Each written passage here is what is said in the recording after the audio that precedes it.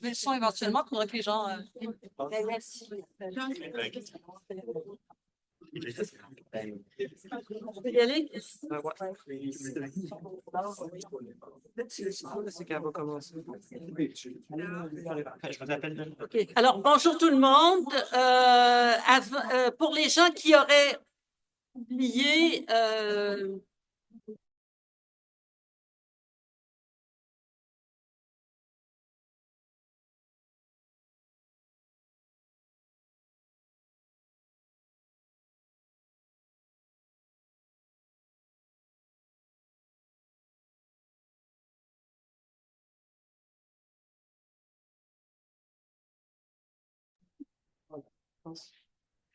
je peux y aller? Alors, bienvenue à cette. Pas dans ton tableau de bord. Bienvenue à cette série de deuxième présentation d'une série de 5 conférences organisées par la Coalition du Québec Urgence Palestine. Dans cette série de conférences, nous voulons insister sur le fait que l'histoire n'a pas commencé le 7 octobre 2023, que la situation actuelle à Gaza et dans les autres territoires palestiniens occupés est le produit d'une longue histoire de colonisation et de dépossession. La première conférence, qui est déjà disponible sur le site Internet de la Coalition, a montré que le sionisme est depuis le début un projet colonial de peuplement qui vise à vider le territoire palestinien de sa population. Ce projet s'est concrétisé en partie lors de la Nakba entre 1947 et 1949, alors qu'Israël, en dépit du plan de partition de l'ONU, s'est emparé de 78% du territoire de la Palestine du mandat britannique et a forcé l'expulsion de plus de 750 000 Palestiniens et Palestiniennes qui se sont, pour la plupart, retrouvés dans des camps de réfugiés en Égypte, en Jordanie, en Syrie et au Liban. Jérusalem-Est et la Cisjordanie se sont retrouvés sous administration jordanienne alors que Gaza relevait de l'Égypte. Cette deuxième conférence abordera la question de l'occupation de la totalité de la Palestine par l'armée israélienne suite à la guerre des 6 jours. Cette occupation a été qualifiée d'illégale par l'Assemblée générale de l'ONU, qui a demandé à Israël de se retirer des territoires occupés, sans effet jusqu'à présent, et plus récemment par l'avis de la Cour internationale de justice de juillet dernier. Sur la question de la mise en place d'un régime d'apartheid pour la population palestinienne, du processus de peuplement colonial juif, des accords d'Oslo. La volonté d'éradication de la présence palestinienne sur le territoire convoité par Israël se manifeste notamment par le génocide qui s'est déroulé à Gaza depuis octobre 2023, mais aussi par les exactions des colons et de l'armée israélienne en Cisjordanie et à Jérusalem-Est. Cette réflexion se poursuivra le 2 avril par un essai de débroussaillage des enjeux géostratégiques internationaux depuis la Deuxième Guerre mondiale dans la région. Le 23 avril, nous examinerons la duplicité de la politique canadienne et son soutien sans faille à Israël, soutien qui perdure jusqu'à maintenant, alors que le Canada prétend ne pas envoyer de matériel militaire à Israël, tout en faisant transiter envoi de munitions et pièces d'équipement par les États-Unis. Je ne sais pas si c'est soumis aux tarifs bien ou pas, mais en tout cas, ça transite toujours. Elle se terminera le 14 mai par un examen des divers mouvements de résistance palestinienne depuis les années 1960. Aujourd'hui, les armes se sont presque tues à Gaza, mais le génocide se poursuit par d'autres moyens. Famine provoquée par le refus de faire entrer l'aide humanitaire, privation d'eau potable en coupant l'approvisionnement en combustible et en électricité nécessaire à la désalinisation de l'eau, privation d'abri. Israël crée ainsi les conditions qui favoriseront l'exil, qui sera alors cyniquement qualifié de volontaire, de la population de Gaza dès l'ouverture des frontières. Quant à l'allié états-unien, il vise à rendre illégal le mouvement de solidarité avec la Palestine, qui s'est manifesté entre autres par les manifestations de solidarité et par les campements étudiants. L'arrestation de Mahmoud Khalil, un étudiant de l'Université Columbia, est particulièrement inquiétante et doit être dénoncée. Nous ne pouvons traiter de colonisation et de dépossession en Palestine en passant sous silence l'entreprise de colonisation dans laquelle nous sommes nous-mêmes impliqués. Nous considérons qu'il est essentiel de sensibiliser les populations autochtones aux enjeux liés au racisme et au colonialisme et d'être solidaires avec les peuples autochtones du Québec et du Canada dans leur lutte pour leur droit à l'autodétermination. C'est pourquoi nous tenons à reconnaître que nous sommes ici en territoire autochtone non cédé. Ce territoire nommé Tiohtià:ke est historiquement connu comme un lieu de vie et de rassemblement pour plusieurs peuples autochtones, notamment la nation Kanien'kehá:ka, et d'une population autochtone diversifiée y habite encore de nos jours. Nous honorons, respectons et reconnaissons ces nations qui n'ont jamais cédé leurs droits ni leur autorité souveraine sur les terres et les eaux sur lesquelles nous nous réunissons aujourd'hui. La séance d'aujourd'hui comportera deux présentations. La première via Zoom, donnée par Joël Beda, juriste et militant de l'Organisation palestinienne de défense des droits humains, Al-Haq. Il traitera de la mise en place d'un régime d'apartheid pour les Palestiniens et Palestiniennes des territoires et de ses implications dans leur vie quotidienne. La deuxième, donnée par Anne Latendresse, professeure de géographie à l'UQAM et militante de longue date dans la solidarité avec le peuple palestinien. Elle a entre autres vécu 2 ans en Palestine pour sa thèse de doctorat, traitera des mécanismes de dépossession territoriale. Entre les deux exposés, il y aura une lecture de texte par Paul Hammereng. À la suite de ces deux présentations, il y aura une période de questions-discussions. Pour les personnes en salle, on va prendre ça par bloc de 3 pour éviter les dialogues. Et on demande de limiter vos questions aux enjeux qui sont abordés aujourd'hui, pas de poser par anticipation des choses sur la 3e, 4e ou 5e conférence. Et de limiter les interventions à 2 minutes. Pour les personnes en ligne, nous vous demandons de les inscrire dans le chat en précisant à qui elles s'adressent. Je vous rappelle également que la Coalition du Québec Urgence Palestine lancera sa prochaine campagne Sortons la caisse des crimes en Palestine la semaine prochaine par webinaire. Il y a 2 séances de webinaire qui sont prévues le lundi 17 mars et le mardi 18 mars. Je peux éventuellement aller sur le site de la Coalition pour avoir les heures exactes. Et je vous signale également qu'un militant de la coalition nous a souligné qu'il organisait une manifestation à la chute le 29 mars. Si vous pouvez aussi avoir des précisions sur le site de la coalition. Alors, je cède la parole donc à Joël Beda. Il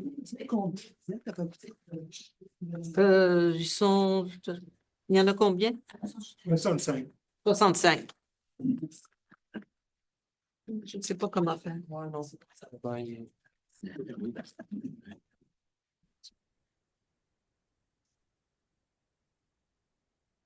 Alors bonjour à tous, merci de m'avoir convenu à ce cycle de conférences.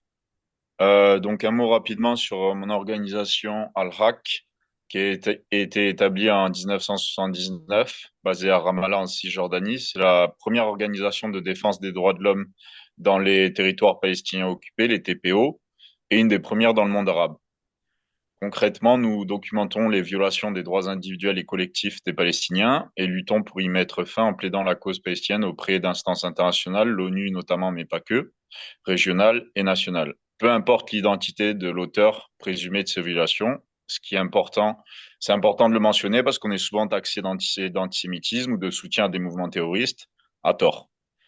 Donc on travaille sur les violations par des individus aussi bien palestiniens qu'israéliens, et ça peut également être le cas d'entreprises étrangères.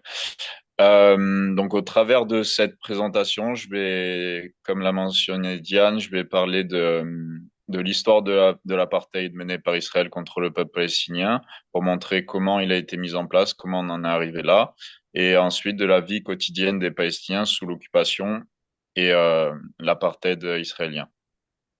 Donc on entend beaucoup ce terme, l'apartheid, dans les médias, mais je pense qu'il convient d'abord de le définir pour savoir de quoi on parle.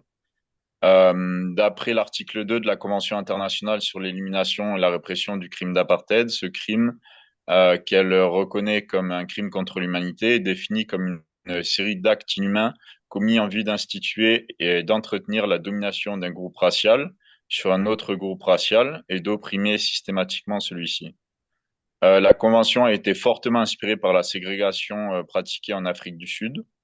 Il est toutefois erroné de comparer l'apartheid sud-africain et l'apartheid pratiqué par Israël à l'encontre des Palestiniens, car la situation dans les TPO va bien au-delà de ce qui s'est passé en Afrique du Sud en termes de gravité et de longévité.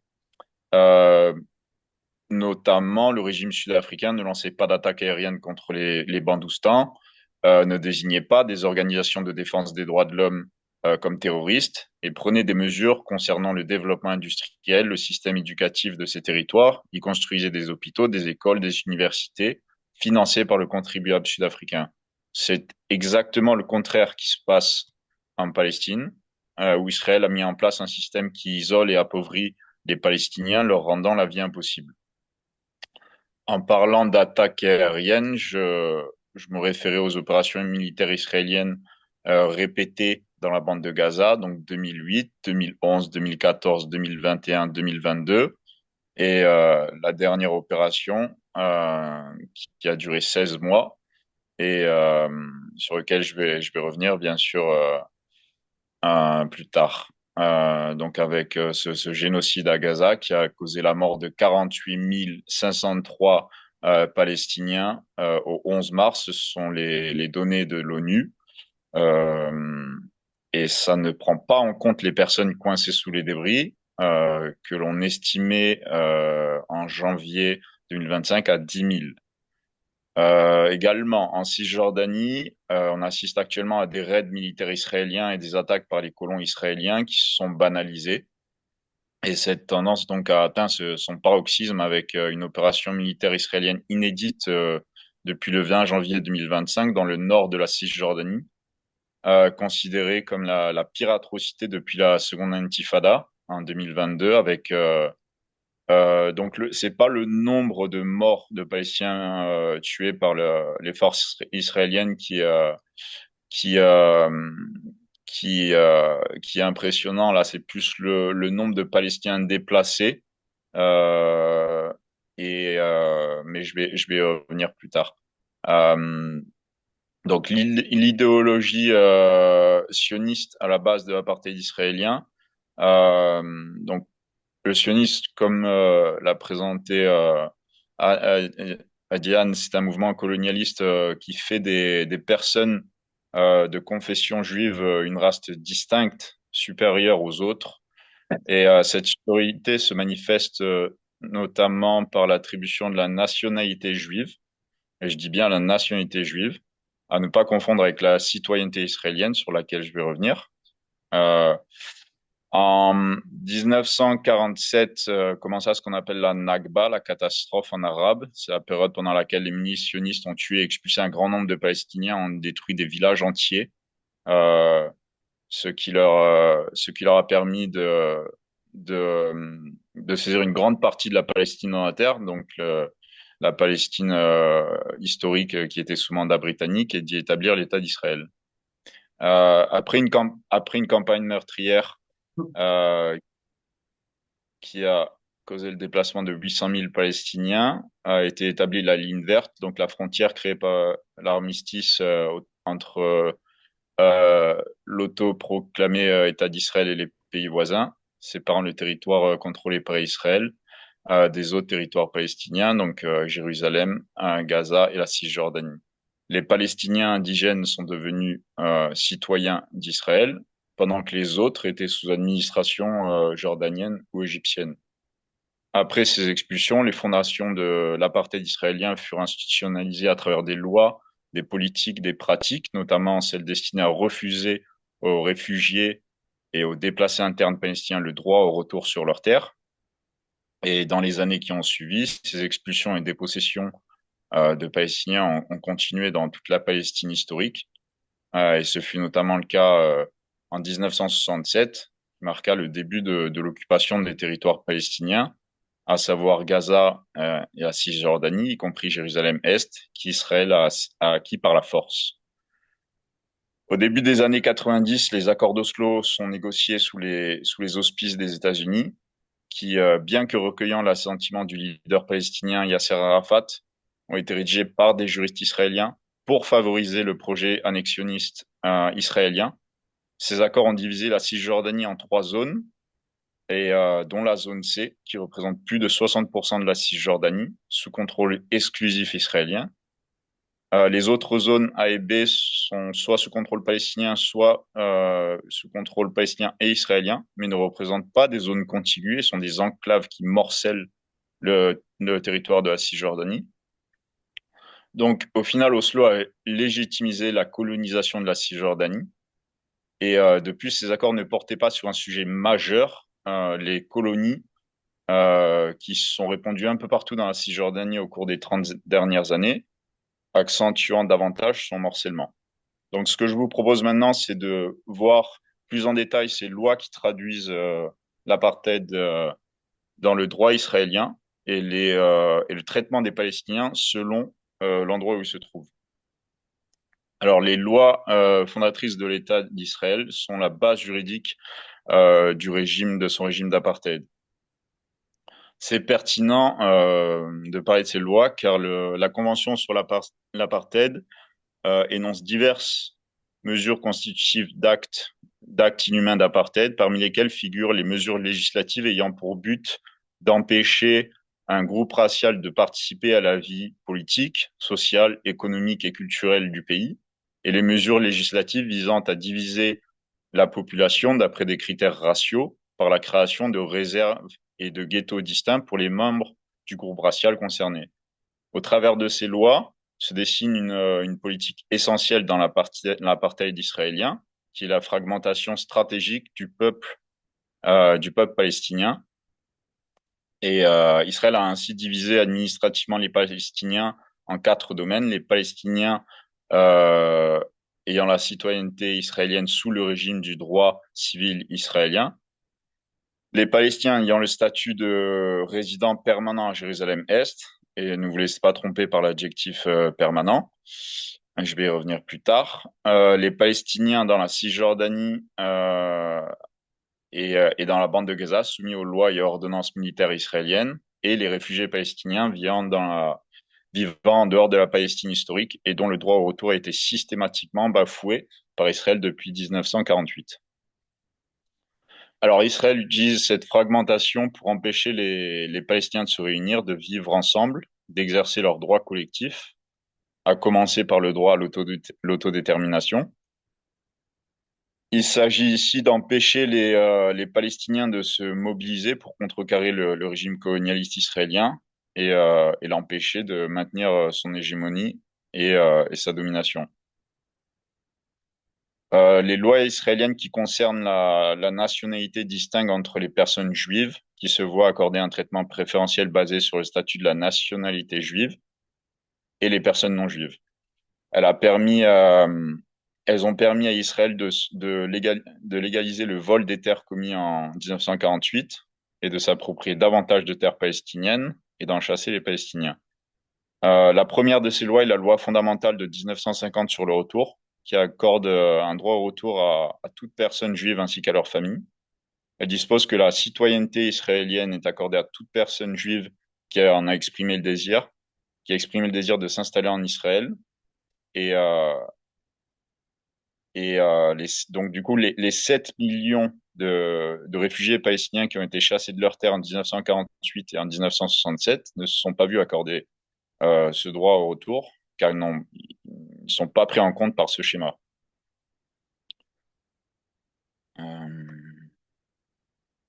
Donc cette loi, une autre loi de 1952, établissent le statut de la nationalité juive, hein, avec les droits et privilèges qui lui correspondent.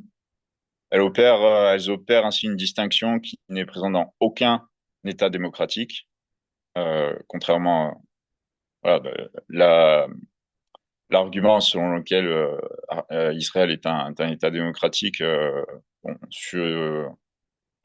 sur ce niveau-là, quand on regarde les lois mises en place par Israël, bon, c'est largement contestable. Donc la distinction elle est faite entre la nationalité juive réservée aux personnes juives et la citoyenneté israélienne qui peut être acquise par un retour en Israël pour les personnes juives exclusivement, par la voie de la résidence en Israël, possible pour les Palestiniens qui sont restés en Israël après la proclamation unilatérale de l'État d'Israël, et par naissance et naturalisation. La dernière voie étant réservée aux personnes juives. La loi fondamentale sur l'État-nation du peuple juif de 2018 énonce la supériorité du peuple juif et en fait un principe fondamental dans son article premier qui dispose que la terre d'Israël, donc dans le, dans le droit israélien, la terre d'Israël ne désigne pas ce qu'on peut entendre par Israël. Ça comprend les territoires palestiniens occupés. Et donc, cet article dispose que la terre d'Israël est le foyer historique du peuple juif. Elle efface implicitement toute mémoire historique du peuple palestinien en Palestine historique. Et dans cet état, l'article 7 de cette loi fondamentale réserve le droit à l'autodétermination au peuple juif. En ce qui concerne les Palestiniens en Israël, donc tout à l'heure, quand je mentionnais les dispositions de la Convention sur l'apartheid, je, je parlais des mesures visant à empêcher un groupe racial de participer à la vie, notamment politique du pays. Donc, on a une loi, c'est la loi fondamentale sur la Knesset, le Parlement israélien de 1958, qui a valeur semi-constitutionnelle et qui empêche les candidats perçus comme une menace existentielle pour Israël, comme État, je cite, juif et démocratique, de candidater pour des élections. Donc le but de cette loi, c'est clairement de museler l'opposition politique palestinienne. De plus, les municipalités en Israël refusent aux enfants le droit de faire leur scolarité dans des écoles situées dans des villes juives. Et ces décisions, quand elles sont contestées, sont ensuite confirmées par les tribunaux qui se basent sur l'article 7 de la loi fondamentale sur l'État-nation du peuple juif, que je viens de citer. Et donc, les tribunaux ont considéré que les transports scolaires ne peuvent être financés pour des usagers palestiniens afin de ne pas ôter à ces villes leur caractère juif. Pour ce qui est des Palestiniens qui vivent à Jérusalem-Est, Israël a fait fait le jour une application raciste et discriminatoire de sa loi fondamentale de 1980, qui fait de Jérusalem sa capitale et impose un statut temporaire irrévocable de la résidence permanente aux Palestiniens de Jérusalem, qui exige d'eux qu'ils prouvent régulièrement que leur centre de vie est dans la ville, et à défaut d'une telle preuve, leur statut permanent, de résidence permanente, peut être révoqué, conduisant à leur expulsion forcée, ce qui a été le cas de plus de 15 000 Palestiniens. Et donc cette discrimination a clairement pour but de manipuler la démographie de Jérusalem afin d'atteindre un ratio de 70 Israéliens pour 30 Palestiniens à Jérusalem. Aussi, en se fondant sur la loi fondamentale sur la Knesset, Israël a pris des mesures pour empêcher les parlementaires palestiniens à Jérusalem de concourir pour leur réélection, menaçant de révoquer leur statut de résidence permanente sur la base d'une prétendue violation d'allégeance due à Israël. Donc c'est un motif qui est avancé de façon récurrente par Israël pour évoquer ce statut. Alors qu'en droit international humanitaire, la population occupée n'a aucune obligation d'allégeance envers le pouvoir occupant. C'est même c'est prohibé par la 4e Convention de Genève. Qui est applicable parce que la Cisjordanie est un territoire occupé.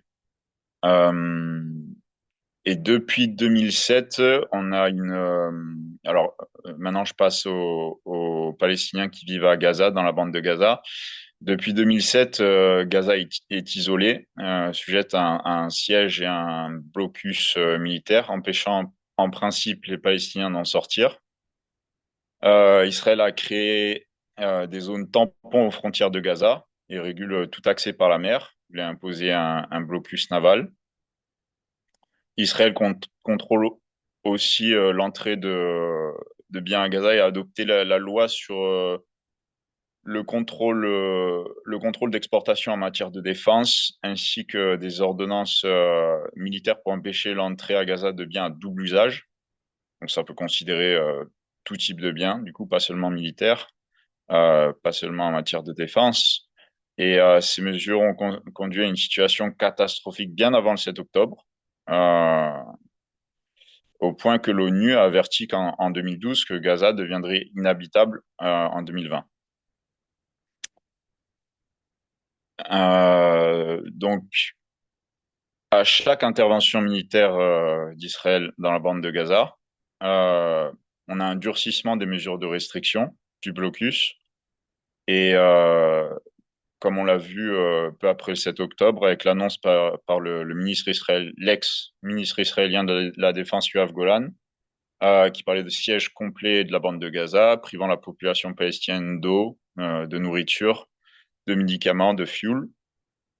Donc, vous pouvez imaginer une population de 2 millions, 2,3 millions de personnes vivant dans un territoire densément peuplé et privé pendant 16 mois de denrées essentielles à leur survie. Vous pouvez imaginer les conditions auxquelles on aboutit au bout de 16 mois. Et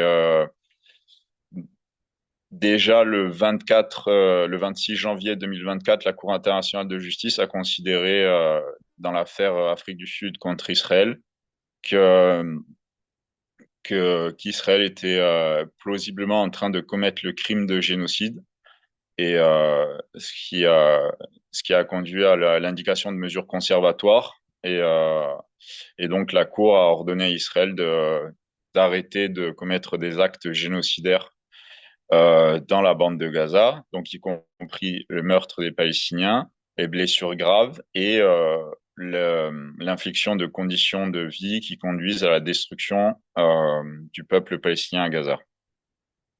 Pendant la première phase du cessez-le-feu du cessez-le-feu entre le Hamas et Israël qui est intervenu le 21 janvier 2025, la situation demeurait catastrophique car comme Diane l'a rappelé, Israël a continué à imposer des mesures de restriction. Et maintenant que les négociations sur la deuxième phase sont en cours, Israël a repris ses attaques contre les Gazaouis, tuant par exemple 8 Palestiniens hier. Euh, donc voilà, ça c'était pour Gaza. Euh, en, en ce qui concerne le lien entre la Cisjordanie et Gaza, euh, en vertu de la loi sur la citoyenneté et l'entrée en Israël, les Palestiniens ne peuvent acquérir la citoyenneté et se voient accorder des permis de séjour temporaires d'une durée de 6 mois maximum, seulement pour raisons médicales ou professionnelles, empêchant toute réunification familiale de ceux qui vivent à Gaza et, dans la Cisjordanie et de ceux qui vivent en Israël ou à Jérusalem-Est. Et ça indique bien l'intention d'Israël d'établir et de maintenir sa domination raciale sur les Palestiniens, c'est l'élément intentionnel du crime d'apartheid, en vertu de la Convention sur l'apartheid. Donc, cette discrimination est frappante quand on compare le traitement des Palestiniens avec le traitement réservé aux colons et citoyens israéliens qui peuvent entrer et voyager librement en Israël et dans la plupart de la Cisjordanie, y compris à Jérusalem-Est. À l'inverse, la liberté de mouvement des Palestiniens en Cisjordanie est constamment bafouée et restreinte par de nombreux checkpoints mis en place après la seconde intifada en 2002. Et les Palestiniens peuvent être retenus pendant plusieurs heures dans ces checkpoints. Des villes comme Naplouse sont des prisons à ciel ouvert pour contourner les obstacles. Les Palestiniens doivent emprunter un réseau de routes secondaires non pavées, difficilement praticables. Et ces routes secondaires sont l'argument avancé par Israël pour montrer qu'il existe une contiguïté entre les villages palestiniens. Néanmoins, cela ne saurait remplacer la continuité territoriale, qui est un des éléments du droit à l'autodétermination.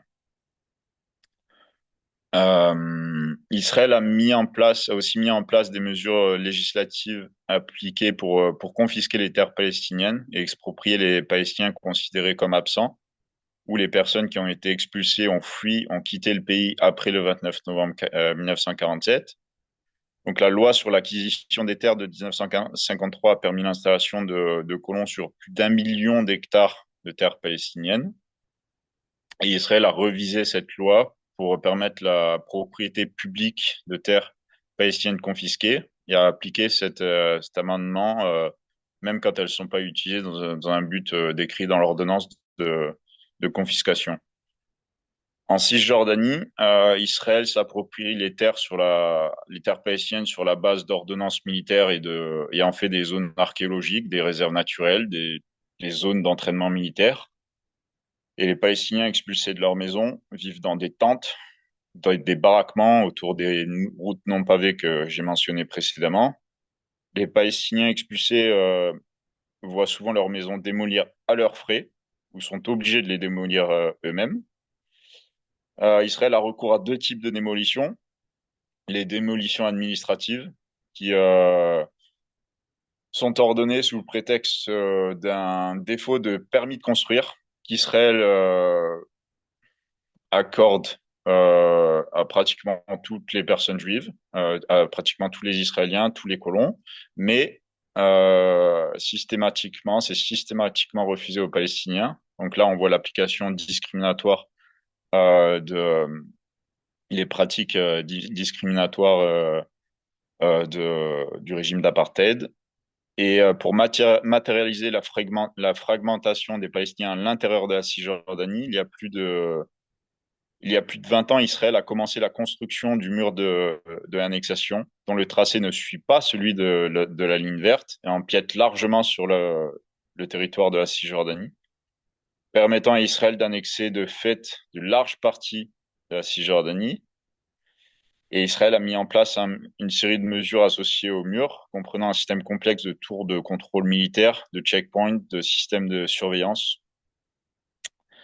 Et cela coupe le territoire palestinien en enclave, sépare physiquement les Palestiniens de Gaza euh, et de Jérusalem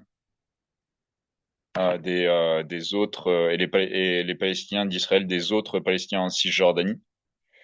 Et en 2019, le gouvernement israélien a approuvé de rallonger ce mur d'une longueur totale de 687 kilomètres, affectant 30% de la Cisjordanie. Aujourd'hui, la longueur totale du mur est de 708 kilomètres, environ 2 fois la longueur de la ligne verte, et 85% du tracé du mur empiète sur la Cisjordanie. Seulement 15% suit le tracé de la ligne verte. Donc, il faut pas voir la construction du mur de façon isolée. Il faut la joindre à l'expansion des colonies, parce que du coup, c'est une politique qui est vue de façon globale pour annexer les territoires palestiniens. Et donc, ça a permis un transfert illégal de population israélienne dans la Cisjordanie pour manipuler la démographie de la Cisjordanie, conformément au projet colonial sioniste.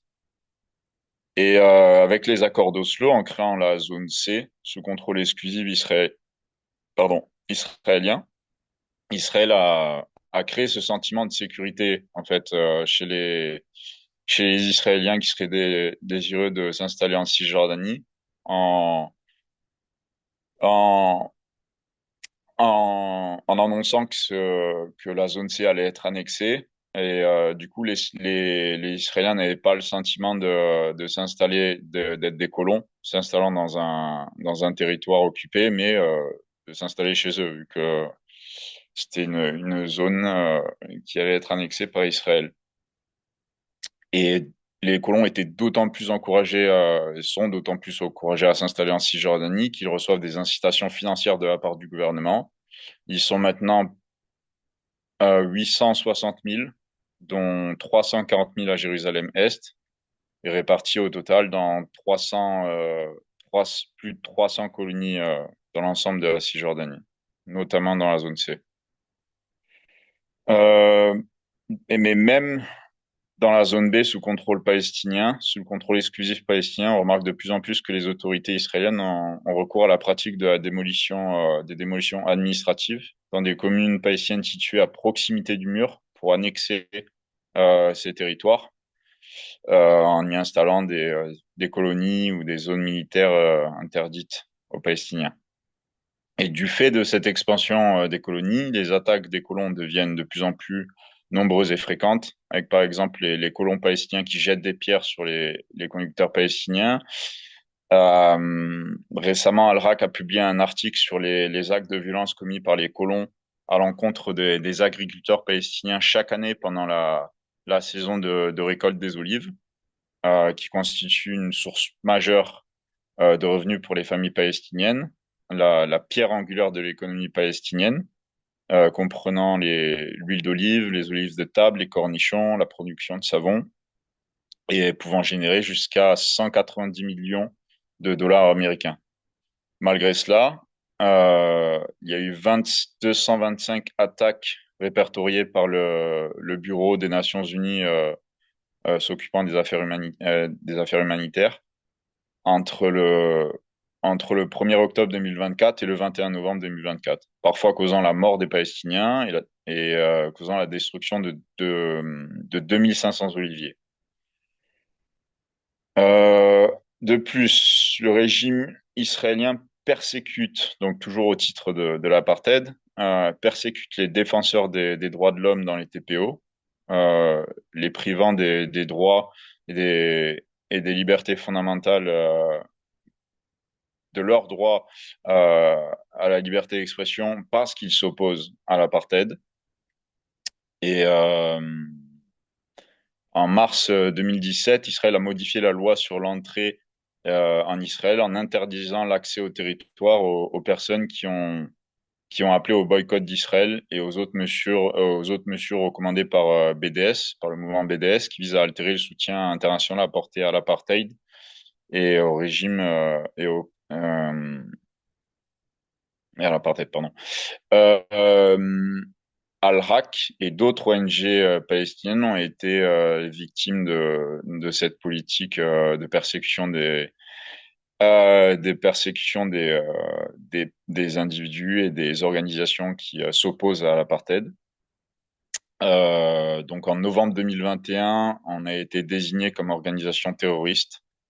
Euh, on a été désigné comme organisation terroriste, ce qui implique que les forces israéliennes peuvent perquisitionner nos bureaux, peuvent saisir nos fonds, peuvent faire pratiquement ce qu'ils veulent parce qu'on est considéré comme illégal. Voilà. La situation en Cisjordanie s'est largement aggravée, euh, ce qui euh, ce qui permet de considérer que le génocide n'est plus limité à Gaza, mais tend à s'étendre à la Cisjordanie. Les mesures prises par on, on dit souvent que ce qui se passe en Cisjordanie est pire que le massacre qui a été commis par les forces israéliennes pendant la seconde intifada. Euh, il y a plusieurs indices qui laissent à penser que le régime israélien a l'intention de s'installer dans le nord de la Cisjordanie, donc notamment les trois camps de réfugiés, Toubas, Tulkarem et Jenin, qui seraient là depuis où Israël a mené des opérations militaires inédites depuis le 20 janvier, en détruisant des maisons, des infrastructures, des routes, et en rendant la vie des Palestiniens impossible. Ça concerne pas seulement ces trois camps de réfugiés, mais de nombreuses villes dans la Cisjordanie où des portes ont été placées à l'entrée des villes pour empêcher, pour faire le siège de ces villages, de ces villes et villages. Euh, Autre chose importante à mentionner avant que je termine, à Ramallah, Israël a mis en place un bureau de l'immigration pour encourager les Palestiniens à immigrer dans d'autres pays. Et c'est important, c'est inédit, et voilà, ça démontre vraiment l'intention euh, d'opérer un transfert soi-disant volontaire des Palestiniens. Mais quand on entend le ministre des Finances israélien Smotrich offrir aux Palestiniens trois choix. Voilà, les trois choix, c'est de rester et de se soumettre à Israël, de partir ou de mourir. Et c'est ce qui se passe en ce moment. Vous voyez le comportement des forces israéliennes en Cisjordanie, c'est exactement ce qui se passe. Donc, ils créent vraiment les conditions de vie qui conduisent à la destruction d'un peuple. Et et voilà, dernière chose, pardon, et après j'en finis avec ça. Israël a également interdit les activités de l'UNRWA, donc l'agence des Nations Unies qui s'occupe des réfugiés palestiniens, euh, pour comment dire, pour qu'il n'y ait plus de droits des réfugiés, pour qu'on ne puisse plus parler de droits de réfugiés palestiniens, puisqu'il n'y a plus d'agences qui s'en occupent. Et la raison pour laquelle l'UNRWA a été créée, enfin, Israël, en tant que pouvoir occupant, a la responsabilité de la population occupée, doit s'assurer de son bien-être. Et évidemment, on ne l'a pas fait depuis l'occupation, depuis 1967. Et c'est l'UNRWA qui essentiellement assumait ce rôle. Maintenant qu'Israël a interdit les activités de l'UNRWA, voilà, comment dire, c'est un acte de plus, un acte génocidaire de plus qui rend la vie des Palestiniens impossible et qui conduit à la destruction du peuple palestinien. Voilà, je vous remercie et je reste disponible pour vos éventuelles questions.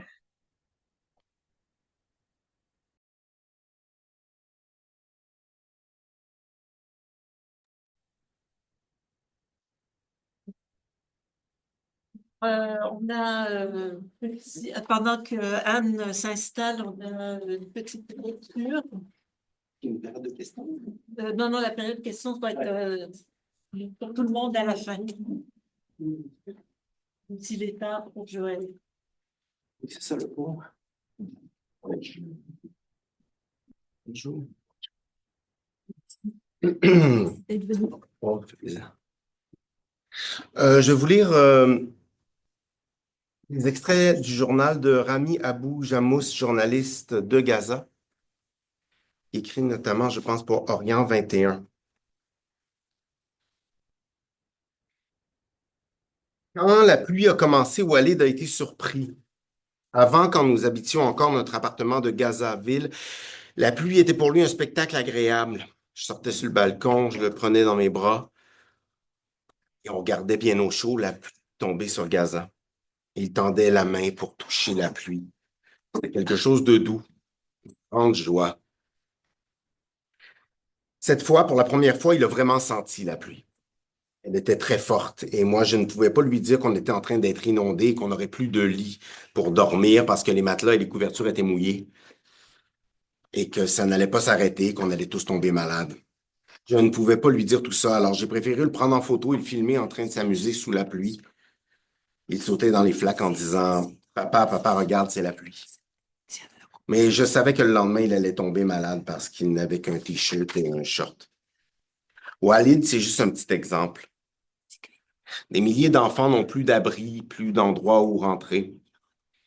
Des milliers, voire des centaines de milliers de personnes vont être sous l'eau, sans abri, sans couverture, sans rien du tout.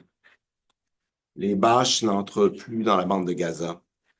Les Israéliens ont stoppé l'aide humanitaire depuis un bon moment et les bâches et les tentes en font partie. Au début de la guerre, les Israéliens ont convaincu le monde entier qu'ils étaient en train de fournir 1,2 million de tentes aux déplacés. Ce n'était que des mensonges. L'image de la tente était un symbole destiné seulement à nous humilier, à nous transformer tous en réfugiés sur notre propre territoire et dire que maintenant, avoir une tente, c'est devenu un grand privilège et un grand rêve pour ceux qui n'en ont pas. Outre les tentes, Les Israéliens interdisent beaucoup d'autres choses, tous les produits d'hygiène, tout ce qui a un rapport avec la propreté. Et ils interdisent aussi les sacs poubelles. Non seulement ils veulent qu'on reste dans la rue, mais sous la pluie. Imaginez ce qui nous attend tous.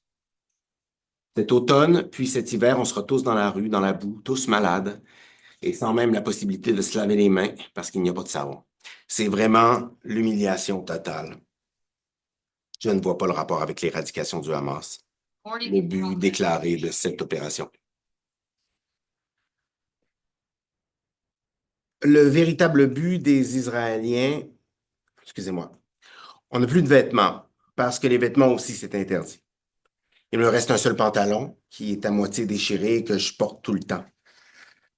Le soir, quand je rentre du travail, je le lave et je le laisse sécher un peu. J'ai 3 t-shirts que je change à chaque fois.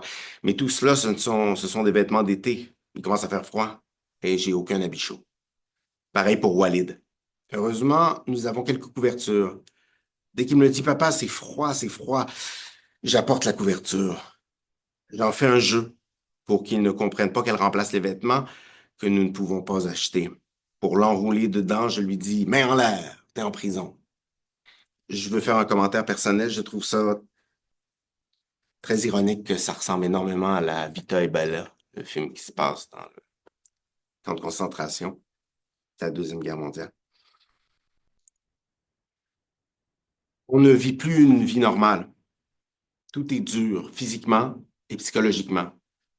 Il y a une dureté de la peur, une dureté des conditions de vie pour la santé, contre les humains, contre la vie, contre le cœur, contre l'humanité, contre les pierres, contre les arbres, contre la nature, contre tout. J'essaie de trouver un mot pour qualifier ce qui se passe. Je ne trouve que gazacide. Ils veulent nettoyer toute la bande de Gaza de cette population. Ceux qui restent, ceux qui sont partis. Les survivants de ce génocide, de ce gazacide, doivent rester humiliés jusqu'à ce qu'ils prennent la décision de quitter cette terre et de la laisser aux Israéliens. Merci.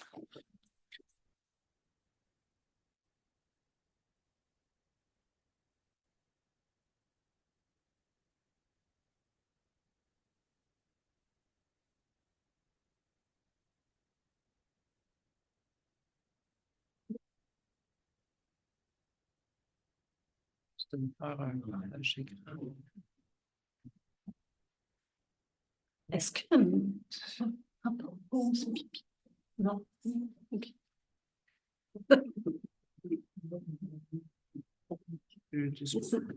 Ouais. Si je veux... OK. Oui. Oui. Un peu Oui, avant. Non, reculer. quelque chose qui va pas... Oui. On va mettre. Oui. Tu veux dire sur ta page? Tu me le mets ici. Oui. Yes. On va faire un partage. Écran pour les gens qui sont en ligne. On qu'on peut mettre là. Les gens vont pas. Les gens vont pas voir. Bon. C'est correct. Merci. Bon, alors, bonsoir tout le monde. D'abord, je voyais, il y a toute une logistique parce qu'on a plus d'une 50aine de personnes qui sont en ligne. D'ailleurs, je pensais un peu ce qui s'est passé là quand il y a eu un petit peu de chuchotement pendant que vous lisiez. On s'excuse, c'est des choses qui arrivent. Je pense qu'il y a des gens qui avaient perdu la connexion. Voilà. Donc, c'est pour ça qu'il y a eu des ajustements à faire. Puis je tiens à en profiter pour remercier Linda et Louis qui nous assistent également sur le plan technologique. Donc, permettez-moi de commencer. Ouais, je vais trouver comment te mettre ton on va devoir ouvrir ça. Enlever le... Tout est bon? Bon. C'est C'est la deuxième. C'est bon? Oui, je parle à eux. Ouais, non. Tu me donnes 30 secondes? Oui. Ouais, les joies du direct. 30 secondes.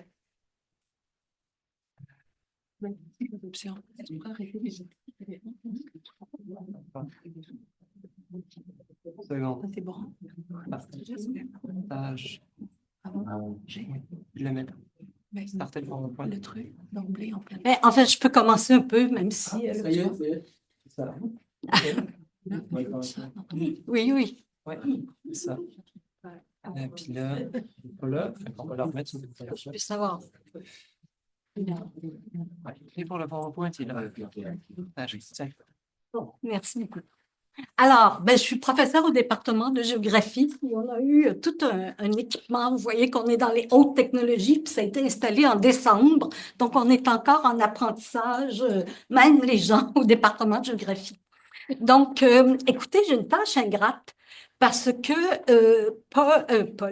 Joël et moi, avec Diane, bien sûr, on a fait une rencontre préparatoire un peu pour se partager et départager les thèmes, mais forcément, vous allez voir, il y a de la redondance et puis tous les deux, on intervient un peu sur le même sujet qui nous était demandé, c'est-à-dire la colonisation.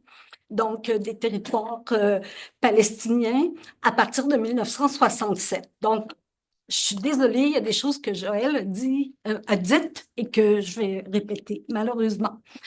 Par contre, l'avantage d'être ici, c'est que j'ai un PowerPoint, puis c'est ça, je travaille en géographie, donc j'ai des cartes qui vont peut-être permettre de démontrer un peu sur le plan empirique les transformations du territoire qui ont été amenées par les autorités israéliennes. Donc, j'espère que ça sera un petit nouveau pour vous. Et puis, voilà. J'ai senti le besoin de revenir. J'ai fait une périodisation des grandes phases de la relation ou du conflit, parce que c'est pas un conflit, mais du projet colonial israélien qui se poursuit jusqu'à maintenant.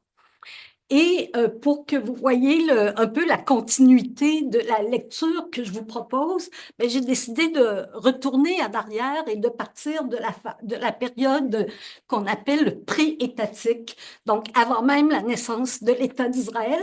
Mais je ne répéterai pas ce que nos conférencières de la dernière fois ont traité. Donc, on avait un historien, le professeur Yaakov, qui est à l'Université de Montréal, et puis Diala Hamza, historienne palestinienne à l'Université de Montréal également, mais ils n'ont pas traité de ces éléments-là. Donc, bref, j'essaie d'amener quelque chose d'un peu différent de ce qu'ils ont fait. Alors, ce que je vous propose, si ça veut changer de... Oui, c'est bon. Mon objectif, au fond, c'est tout simplement parce qu'on m'a dit, bon, on veut que ce soit quelque chose de simple, d'accessible, c'est de vous proposer des clés pour lire et comprendre donc la transformation des territoires palestiniens occupés par Israël. Et... Ah non, c'est correct. OK, merci. Et au fond, donc, mon objectif, c'est vraiment de vous proposer les clés. Donc, en partant des grandes lignes du projet sioniste qui mène à la création de l'État d'Israël et à son expansion. Parce que non seulement c'est un projet colonialiste, mais c'est un projet colonialiste expansionniste et on voit que l'expansion en question pourrait se poursuivre ou se poursuit. Le deuxième élément, c'est comme je vous disais, c'est l'idée vraiment de décortiquer la stratégie israélienne d'appropriation du territoire ou d'accaparement du territoire, des territoires palestiniens. Et puis là, je vous propose une petite lecture plus analytique, c'est-à-dire que je tente de démontrer que comme le projet colonialiste est un projet d'appropriation territoriale, mais appropriation territoriale pour accueillir une population juive et faire en sorte qu'elle devienne majoritaire. J'ai un peu analysé chacune des phases, toujours en tenant compte de ce que j'ai appelé donc la composante géographique, c'est-à-dire le territoire, qu'est-ce que les autorités israéliennes et l'armée vont faire pour s'approprier du territoire.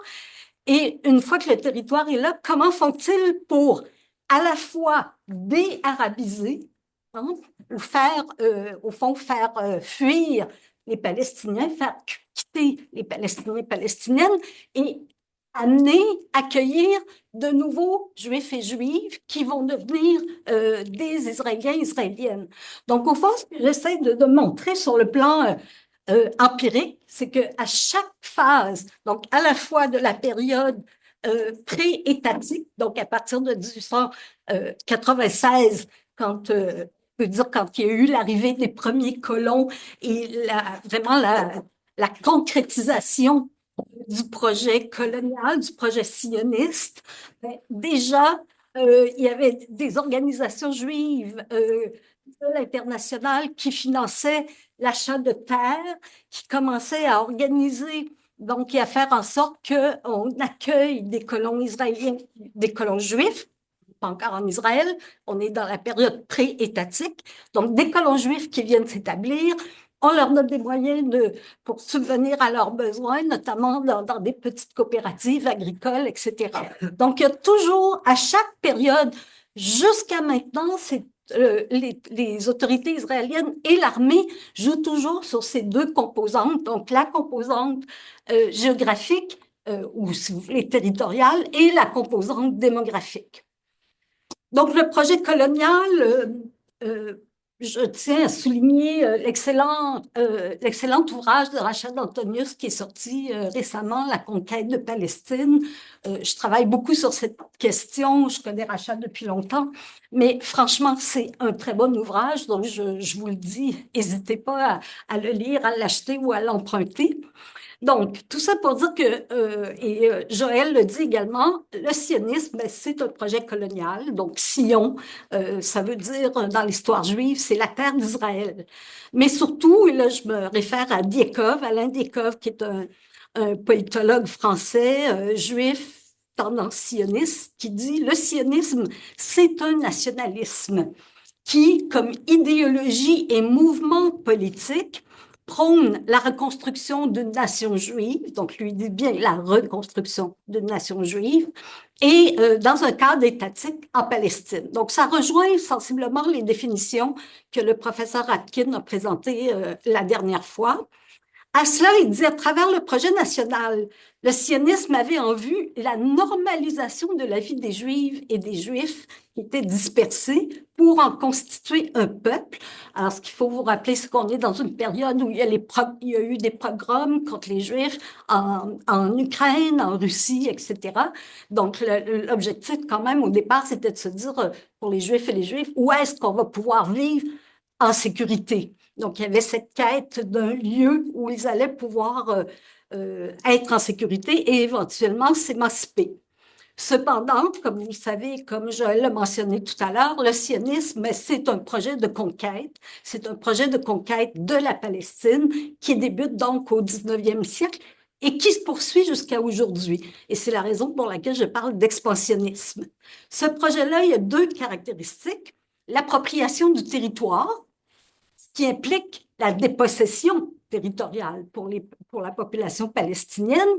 Et l'autre élément dont on le mentionne souvent, mais rarement dans le projet comme tel, c'est l'exclusion totale de l'autre, du non-juif ou de la non-juive, parce que c'est quand même l'idée d'un État national que pour les Juifs et Juives qui vont être amalgamés à la citoyenneté, à la nationalité israélienne. Donc, il y a toujours cette idée, on s'approprie du territoire, mais toujours on tente de réduire systématiquement et d'apprendre des mesures pour pousser des Palestiniens à l'extérieur.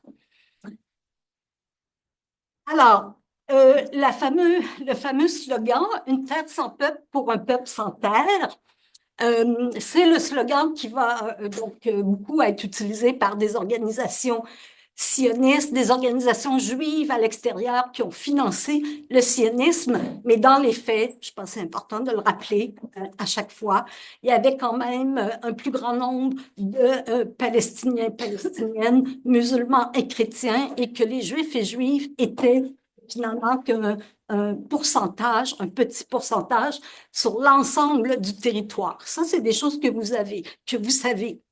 Par contre, ce qui est important de rappeler, c'est que le récit narratif sioniste au départ et puis israélien va finalement contribuer soit à désigner les Palestiniens comme étant des moustiques, comme étant des mouches, comme étant...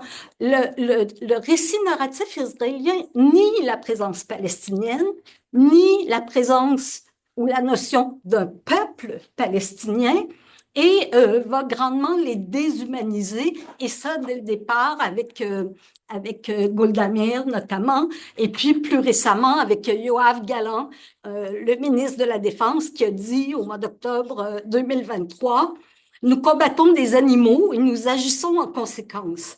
Donc, cette animalisation des Palestiniens, elle a été critiquée, mais c'est vraiment ce processus de déshumanisation, des Palestiniens. Le territoire, je poursuis, donc qui est toujours, au fond, souvent, il y a des gens qui confondent encore, qui se disent, oui, mais il y a une dimension culturelle, eux sont juifs, ceux-là sont musulmans, sont chrétiens, puis il y a les problèmes à Jérusalem. Le cœur du conflit, c'est un conflit territorial, et c'est pour ça dont on parle d'un projet colonialiste, de peuplement et expansionniste. Alors, c'est le territoire qui est au cœur de l'ensemble en fait, qui est au cœur de la stratégie israélienne. Et ce que je vais tenter de vous montrer, c'est que à la fois à la fois les autorités israéliennes et à la fois l'armée israélienne et aussi des groupes de colons de la société civile israélienne vont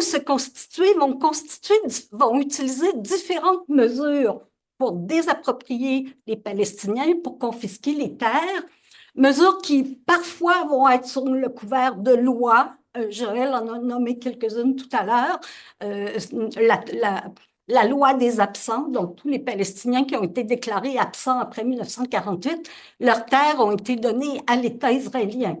Toutes les terres communales et les terres publiques sous l'Empire ottoman ont été accordées à l'État israélien. Donc, on a un ensemble de mesures, des mesures dites légales ou en tout cas des mesures législatives, des mesures très, très, très concrètes par des mesures d'aménagement du territoire, donc de blocage de routes, de construction de tunnels, de construction d'infrastructures, qui vont justifier la confiscation de terres privées des familles palestiniennes.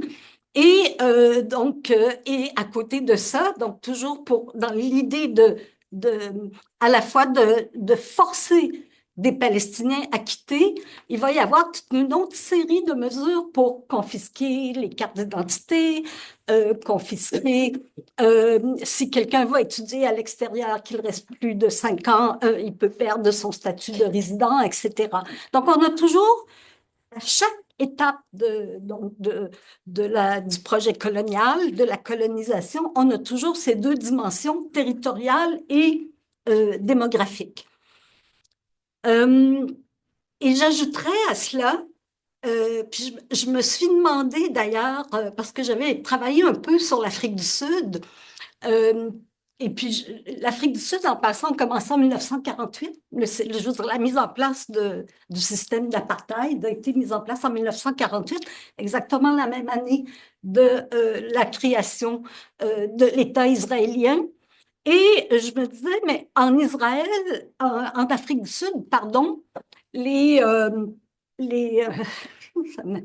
en Afrique du Sud, donc, les Sud-Africains n'allaient pas détruire nécessairement ce qui avait été fait par les Noirs sud-africains, etc.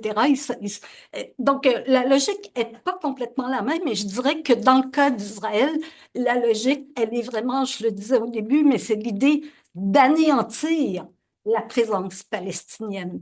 Donc, j'ai un exemple que je mentionnerai tout à l'heure, mais en 1948, il y a quand même eu, donc c'est 47-48, la première guerre israélo-arabe. Immédiatement après, il y a eu entre 450 et 500 villages palestiniens qui ont été détruits, démolis, mais dont on a effacé toute trace. Il y a un village qui s'appelle Lifta, où on voit encore certains endroits, on voit encore les figuiers de Barbarie, où on voit encore des murs de pierre, puis on sent qu'il y a eu la présence d'un village, mais tous les autres villages ont été rasés. Et ça a été documenté par des historiens palestiniens qui sont allés sur le terrain, qui ont pris des photos, qui ont fait parler les habitants autour, mais documentés aussi maintenant par des chercheurs israéliens.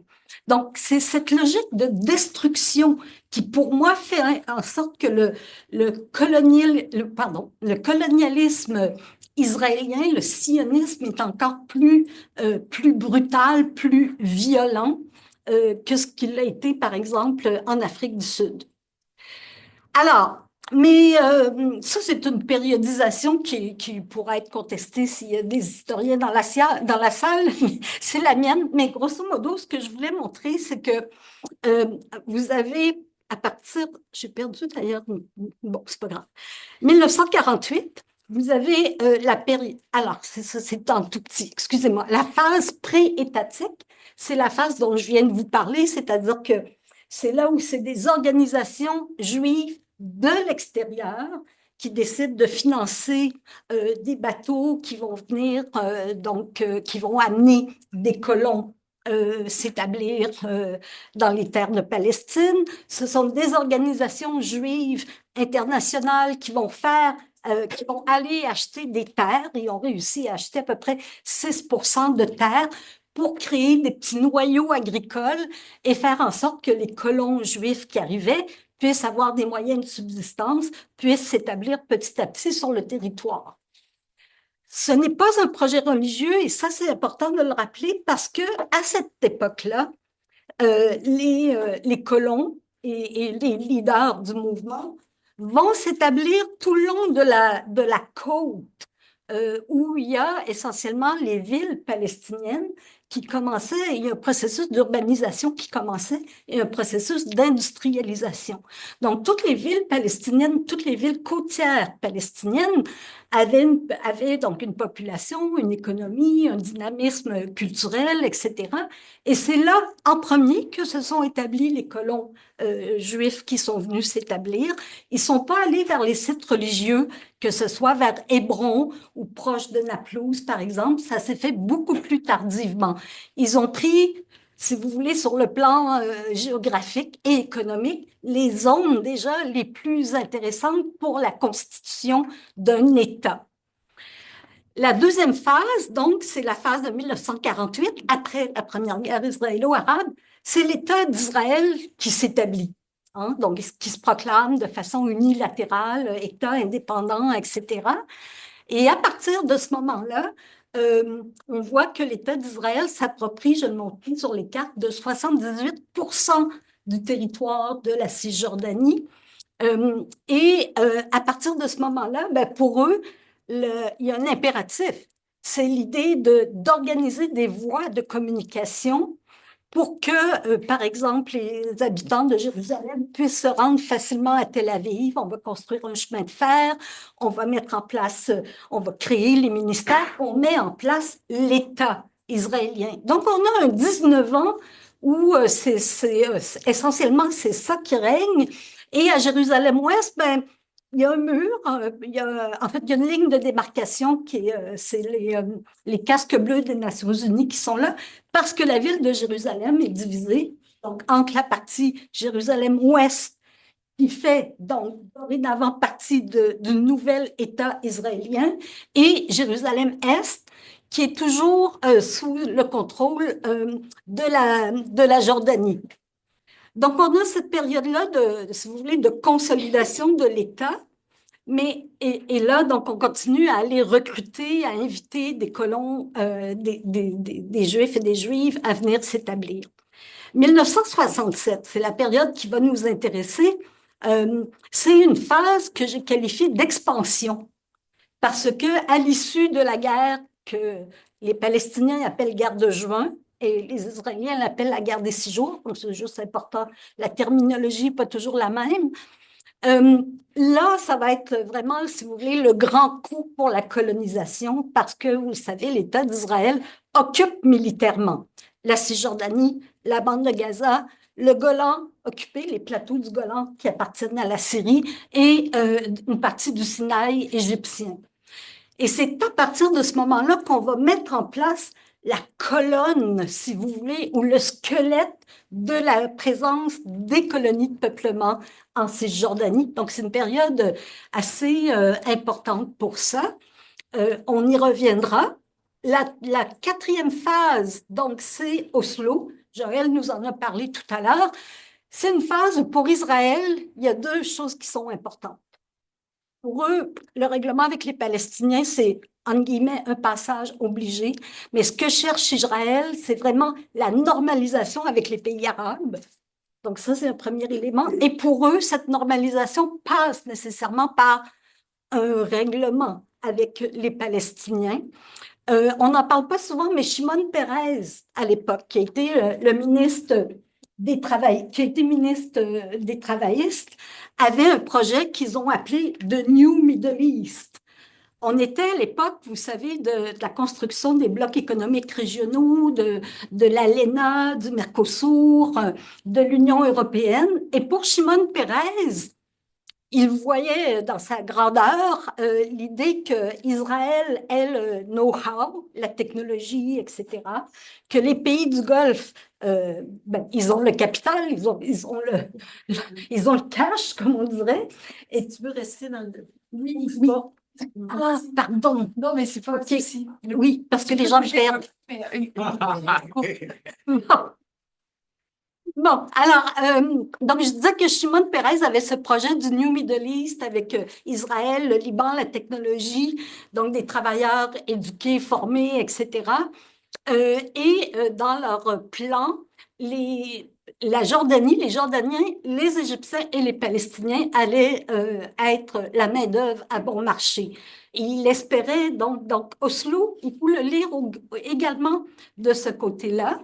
Et comme vous le savez, ça a été un plan qui s'est fait par étapes où l'armée israélienne s'est retirée en premier lieu des grandes villes palestiniennes de la Cisjordanie, où finalement ils se sont retirés des zones environnantes et où finalement ils se sont retirés, je ne peux pas dire complètement parce qu'ils se sont jamais retirés complètement, ils ont gardé la main haute sur toute la zone qu'on a appelée la zone C, c'est-à-dire 60-61% de la Cisjordanie qui était complètement sous le contrôle des Israéliens.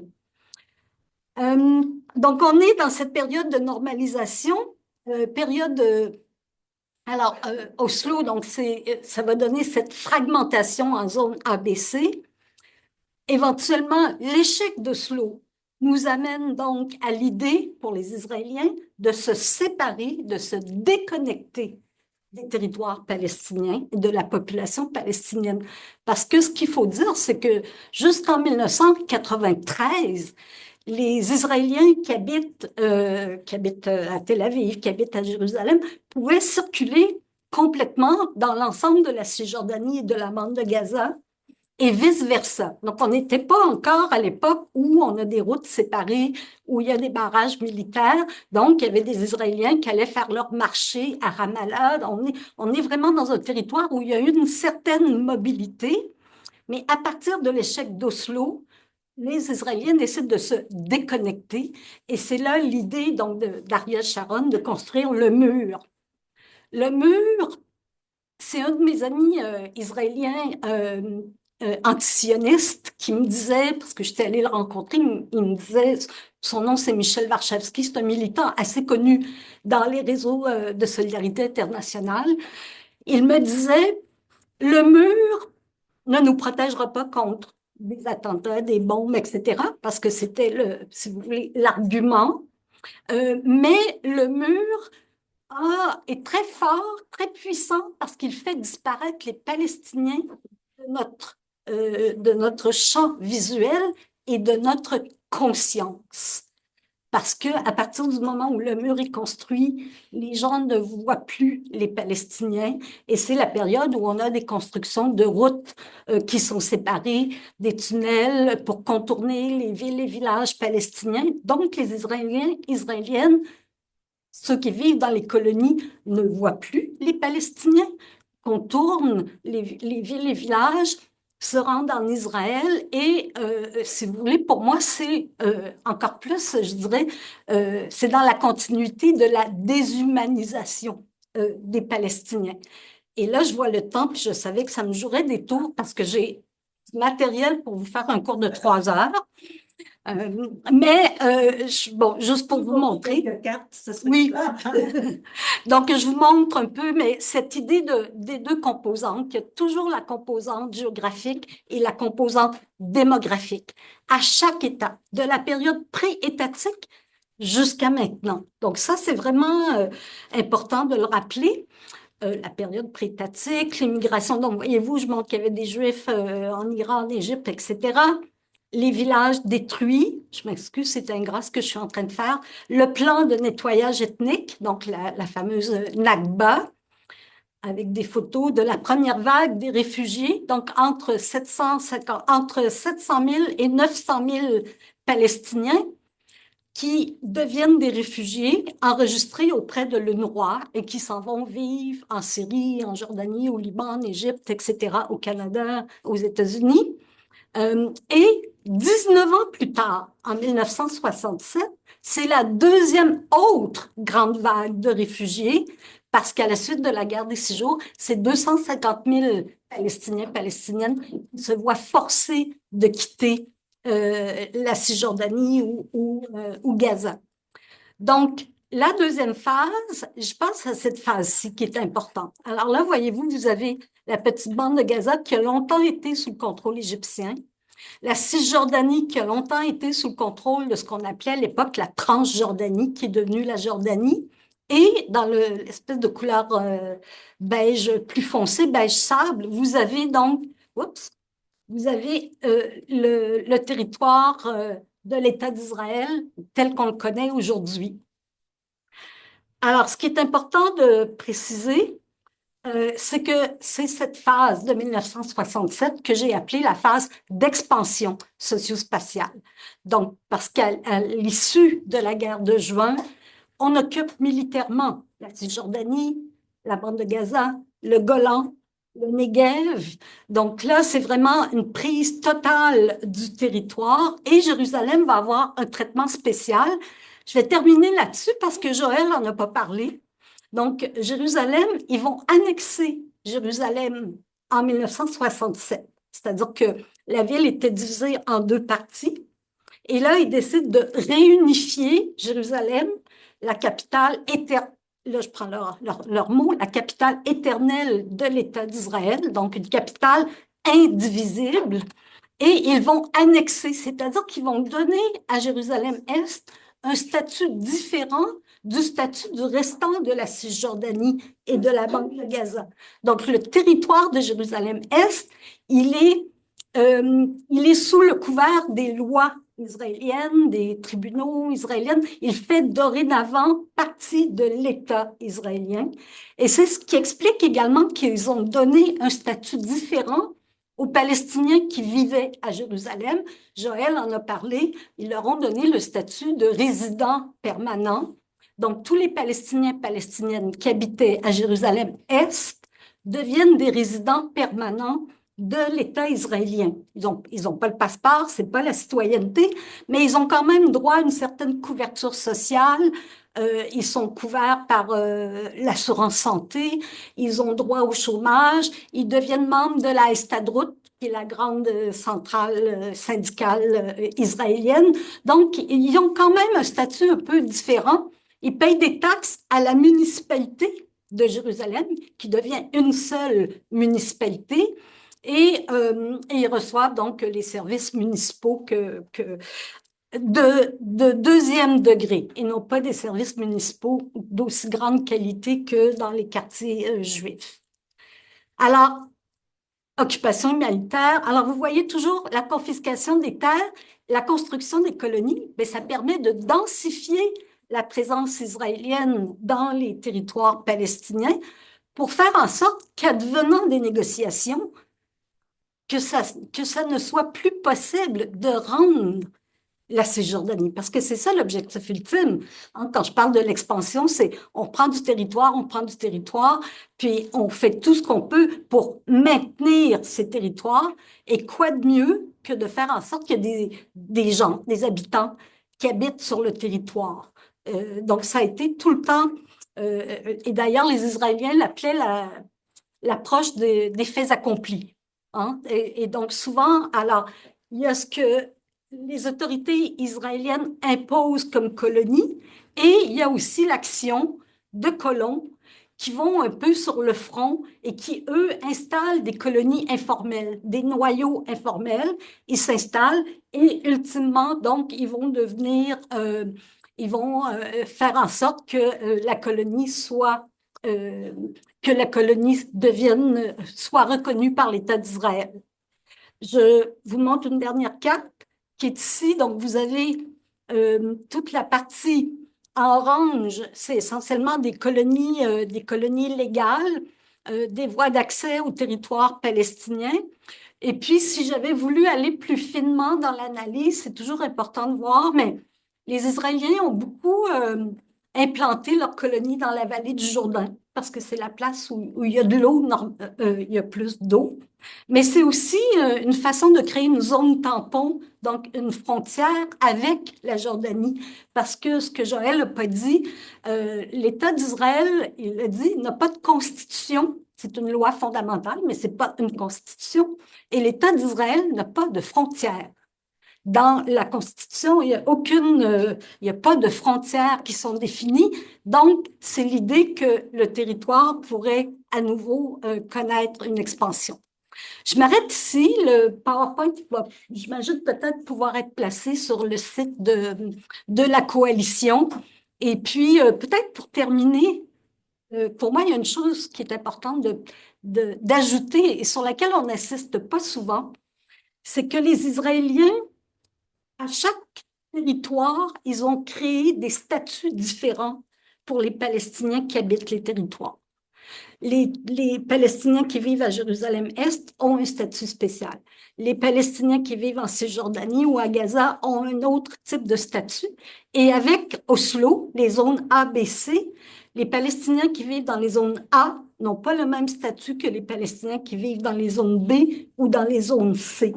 Ce qui fait en sorte qu'il y a comme une multiplication de statuts qui crée des sous-groupes dans le groupe qu'on pourrait appeler des Palestiniens. Et évidemment, c'est dans une stratégie de vouloir diviser, ce qui n'a pas fonctionné jusqu'à maintenant, mais à force de diviser les territoires, on essaye aussi de diviser la population. Je m'arrête là-dessus.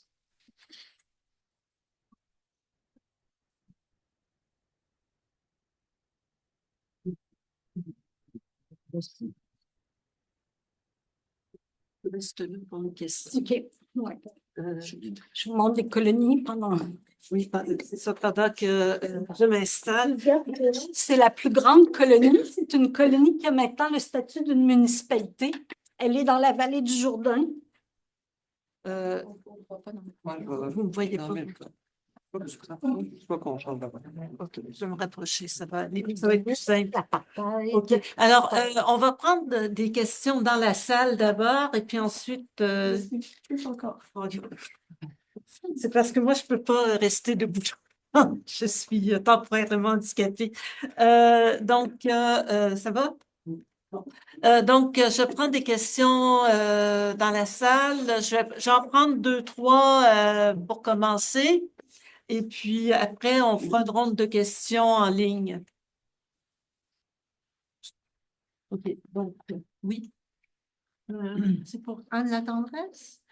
Tu parlais de moyens dont on a limité la croissance de la population palestinienne. Oui. Quels sont ces moyens qu'on a pris pour limiter la croissance de la population palestinienne avant ce qui s'est passé là, à Gaza, avant le 7 octobre? Est-ce qu'il y a d'autres questions dans la salle? Oui, monsieur. Notre invité palestinien parlait de destruction des structures. Est-ce que les usines de filtration de l'eau ont été détruites? Et, je vais prendre les deux personnes qui lèvent la main. Oui. Complémentairement, les Juifs, eux, où ils viennent selon les différentes périodes. Moi, j'ai cru comprendre, à un moment donné, je m'intéressais à cette question-là, que c'était pas si simple que ça pour l'État d'Israël de recruter des Juifs dans le monde. Il y avait des campagnes, par exemple, en France, pendant qu'il y avait des attentats, qui c'était quasiment du porte-à-porte pour essayer d'aller arracher les Juifs français de la France pour les envoyer en Israël. Et que le lien qui est fait avec la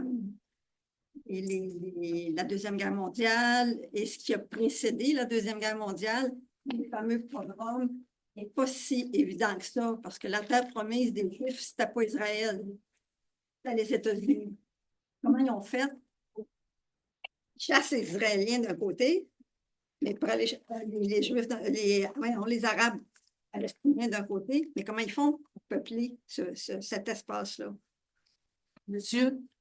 Euh, moi, je trouve ça intéressant d'apprendre qu'il n'y a pas de constitution et une loi fondamentale à la place. Et du coup, j'aurais aimé savoir s'il existe des contre-pouvoirs ou des voies de recours similaires aux questions prioritaires de constitutionnalité en France, enfin, des choses qui permettent à des Israéliens peut-être permettre un certain militantisme juridique ou des voies de recours quoi, pour dénoncer au sein des systèmes judiciaires et législatifs israéliens les crimes commis par Israël.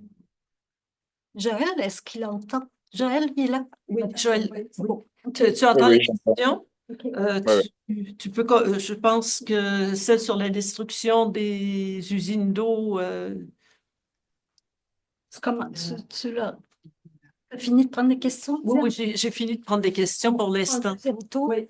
OK. Figé. Bon. Alors, tu peux peut-être commencer sur euh, Pour limiter la croissance palestinienne, pour Nadine, oui. Joël, il est défigé. t'as entendu les questions? oui, bien sûr, ouais. Je vais commencer par l'existence des contre-pouvoirs. Il y a une culture d'impunité en Israël pour toutes les violations commises par des individus israéliens contre des Palestiniens.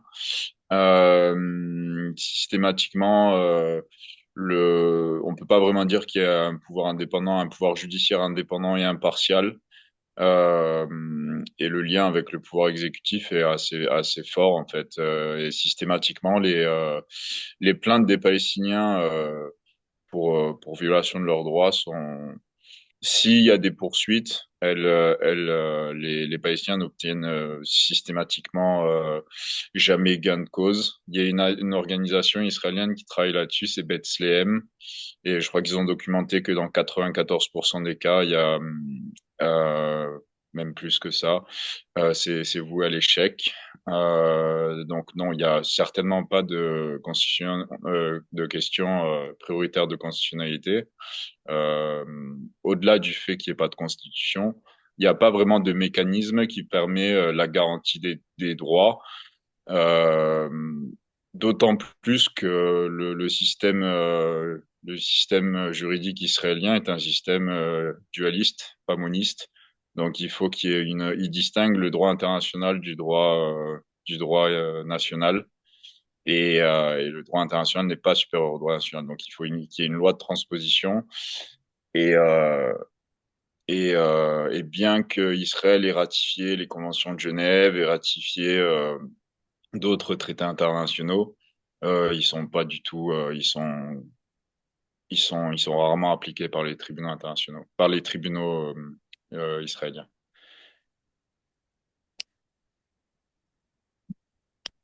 Il y avait une question, je pense que c'est pour toi aussi assez précise sur la question des usines d'eau potable, en fait.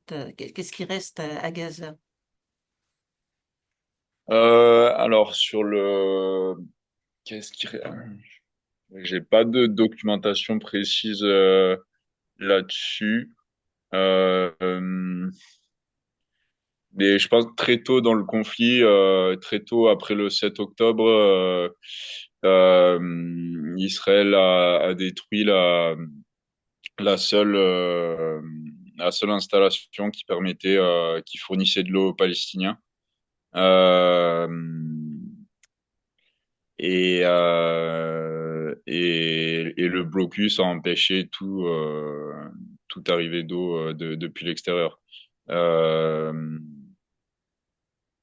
mais même avant le 7 octobre, on avait des attaques répétées, comme j'ai mentionné, il y a des interventions des forces israéliennes répétées dans la bande de Gaza, 2022, 2021, 2014. Et à chaque intervention, Israël a attaqué les infrastructures indispensables à la survie des Palestiniens à Gaza, y compris les installations d'assainissement de l'eau mais pas seulement. Donc à chaque fois, c'est reconstruit et puis c'est réattaqué de nouveau. Donc il n'y a pas de comment dire. C'est vraiment voué à la destruction, à l'imposition de conditions qui mènent à la destruction des Palestiniens à Gaza.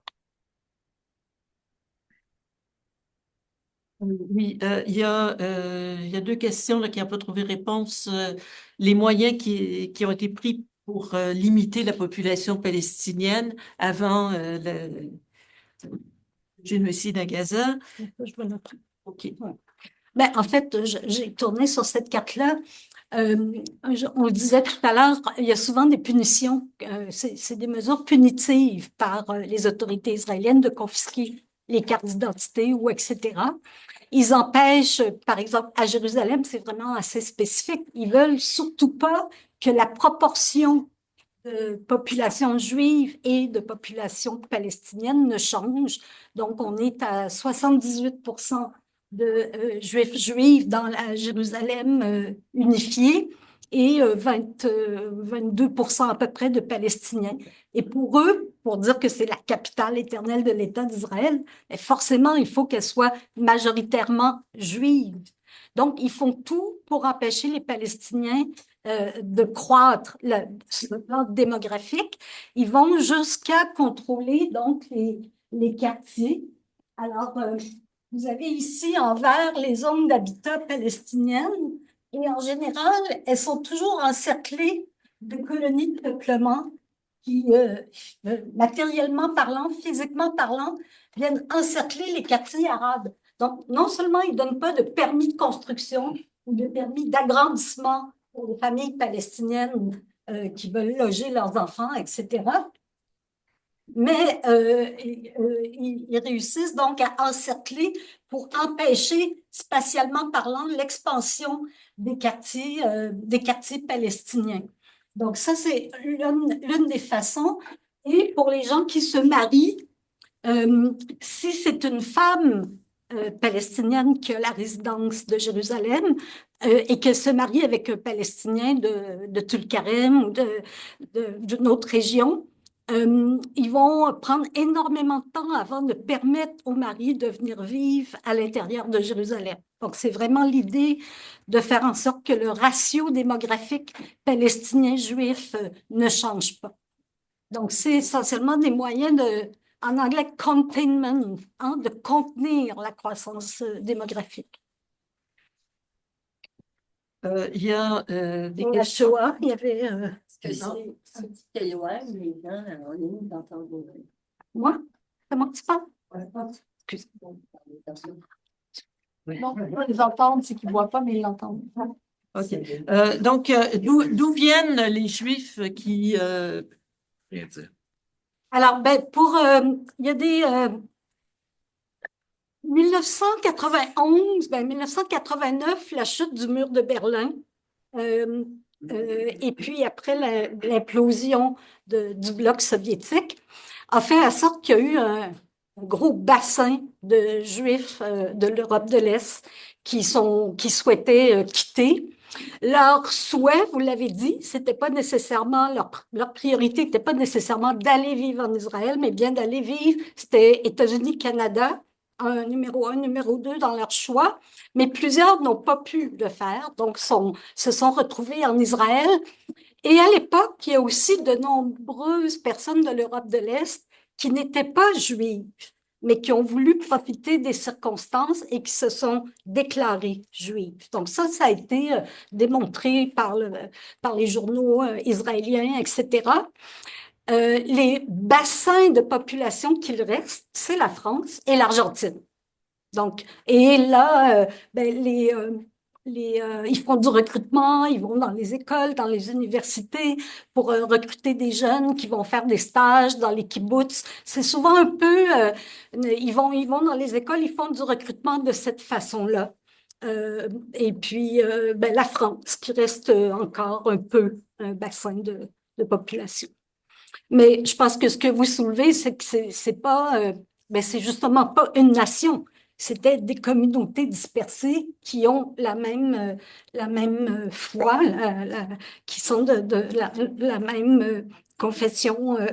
Est-ce que ça fonctionne maintenant, le recrutement en France ou Maintenant, depuis 2024, et ça, c'est souvent des données que les Israéliens ne veulent pas dévoiler, mais il y a plusieurs gens qui ont décidé qu'ils ne veulent pas que leurs enfants vivent dans une conjoncture comme celle-là.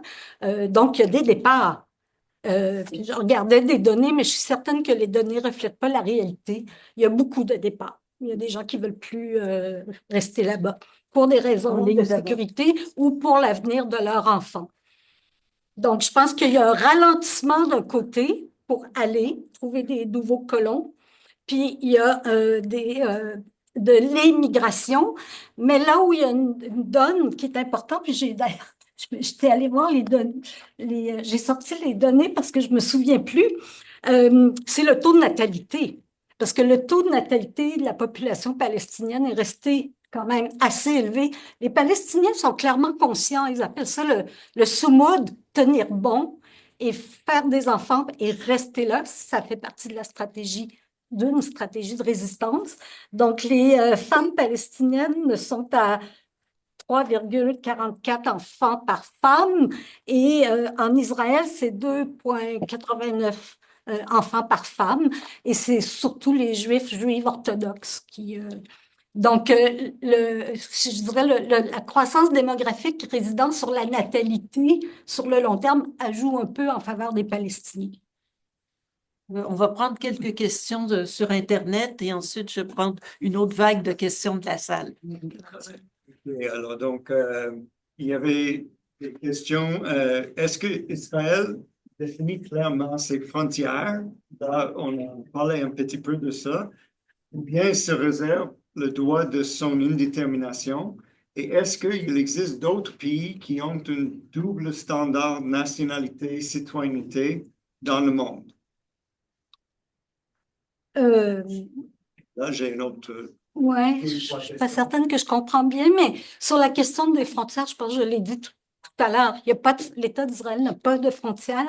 C'est des frontières, je dirais, imposées par le terrain. Donc, justement, la vallée du Jourdain qui fait une zone tampon avec la Jordanie, le désert qui fait une zone tampon ou une zone avec l'Égypte du côté de la mer. Et puis au nord, c'est le Liban. C'est justement, ça pourrait être une frontière qui leur cause certains troubles. Il y a quand même une résistance assez importante qui part du Liban. Mais encore là, c'est pas une frontière officielle. Puis je connais pas d'autres pays qui n'ont pas de frontières, mais j'ai pas la prétention de connaître. L'autre question, c'est est-ce qu'il y a qui ont un double standard nationalité, citoyenneté? Peut-être que Joël peut répondre à ça, oui. À ma connaissance, non, parce que Israël, la nationalité, bon, c'est basé Israël prend la nationalité juive et la citoyenneté israélienne. Donc, bon, évidemment, il n'y a pas c'est basé sur l'origine juive.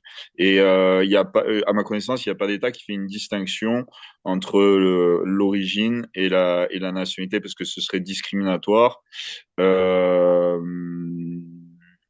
Mais c'est vraiment propre au modèle sioniste et Et peut-être qu'il y a effectivement un double standard, mais qui atteint ses proportions discriminatoires. Non, pas à ma connaissance. Non, pas à ma connaissance. Et Parenthèse, les Autochtones ici, c'est le cas. Passons. d'autres petites questions, hein, je vais les lire. Alors, donc, certains pays du monde acceptent les crimes des Israéliens contre les Palestiniens. Comment est-ce qu'on explique cette soumission à la volonté et aux actions israéliennes? Est-ce que ces pays sont en fait soumis à une sorte de chantage économique, financier, politique, militaire ou autre? Est-ce que c'est cela qui empêche le monde d'arrêter les crimes israéliens? Je pense aussi que c'est plutôt une question pour... As-tu une autre? En as-tu d'autres? Comment? T'en as une autre dans le chat, juste pour qu'on les prenne ensemble. Oui, ben, c'est dans le chat. C'est le 12e. Non, mais est-ce que tu as d'autres questions? Non, c'est tout. Ok. Donc, Raphaël. il y a beaucoup de monde mais on va prendre d'abord... Il y a une autre question concernant l'impunité d'Israël, mais c'est la même question. Oui, OK. Donc, Joël, est-ce que tu veux répondre à ça?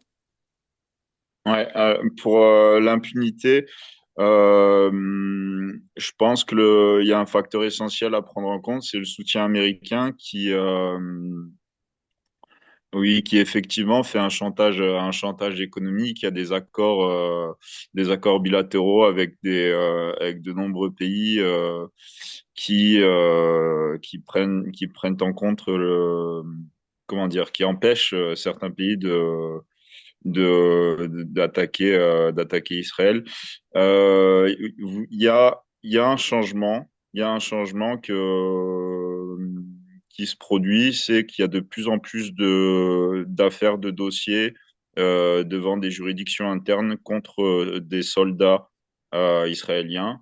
Il y a une fameuse unité Ghost Unit, c'est une unité de soldats qui ont une double nationalité.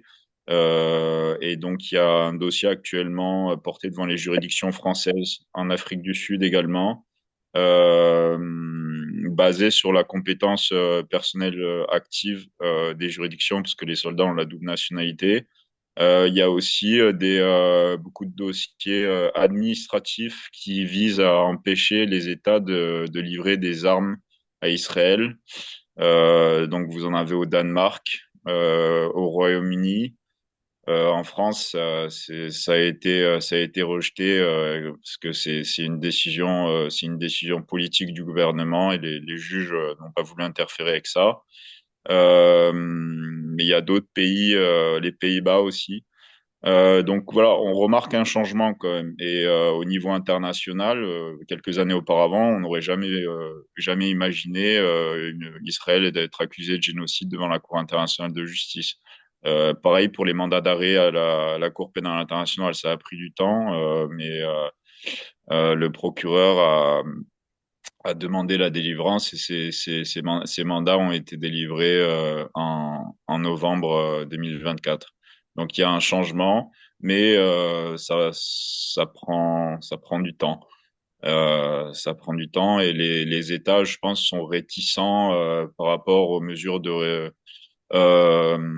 aux mesures de représailles, notamment américaines. Vous avez les Américains ont pris des sanctions contre la Cour pénale internationale, sans viser directement Israël, mais on sait bien que c'est lié à l'investigation dans la situation en Palestine. Donc, si les États-Unis peuvent s'attaquer à la Cour pénale internationale, on peut penser qu'ils peuvent s'attaquer à n'importe quel État qui mène une enquête contre Israël.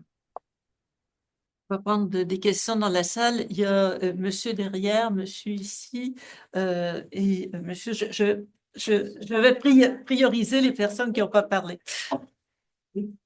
Juste pour ajouter une info tout à l'heure par rapport parce que moi je suis français et j'ai lu, je retrouve pas la source dans ma tête, mais un article comme quoi il y a en 2023 de plus en plus de personnes juives françaises qui font leur alia en Israël et les chiffres sont assez impressionnants. Je crois que c'est plus de 4000 personnes pour, je ne sais plus si c'est 2023 ou 2024. Il y a des départs qui ne sont pas documentés d'Israël, mais ouais, ça avait été dû aussi au contexte de la montée et de de l'antisémitisme en France et des actes antisémites et du climat aussi d'amalgame. Voilà. C'est une contradiction parce que Deux petites questions rapides. La première rencontre, on a parlé beaucoup des chrétiens sionistes. Est-ce qu'ils ont joué un rôle dans la colonisation? Et si oui, lequel? Intéressant à le voir parce que il a l'air d'aimer ça beaucoup que la communauté juive s'en aille ailleurs que chez eux. Puis l'autre affaire, c'est le rôle des colons. Est-ce que c'est spontané ou organisé, cette affaire-là? Une question. Oui, merci.